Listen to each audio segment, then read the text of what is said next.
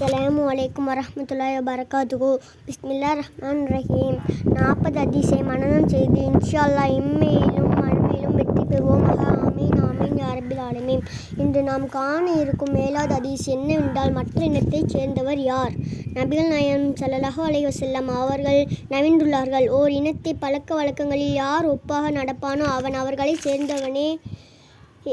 நம்மில் அநேகர் விளங்கியும் விளங்காமலும் இல்லாமலும் சமுதாயத்தின் பழக்க வழக்கங்களை பின்பற்றி பெரும் பாவியாகி விடுகின்றார்கள்.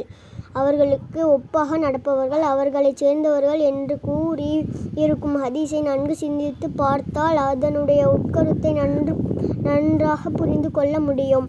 மற்ற சமுதாயத்தின் பழக்க வழக்கம் என்றால் என்ன?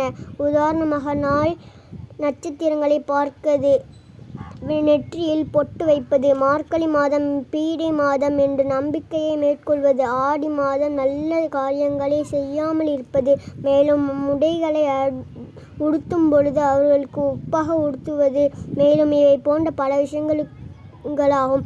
கருங்கலைடைய எல்லா விஷயங்களிலும் இல்லாமல் இஸ்லாமிய கலாச்சாரங்களை பின்பற்ற வேண்டும். ஆமீன் ஆமீன். அஸ்ஸலாமு அலைக்கும் வரஹ்மத்துல்லாஹி வபரகாத்துஹு.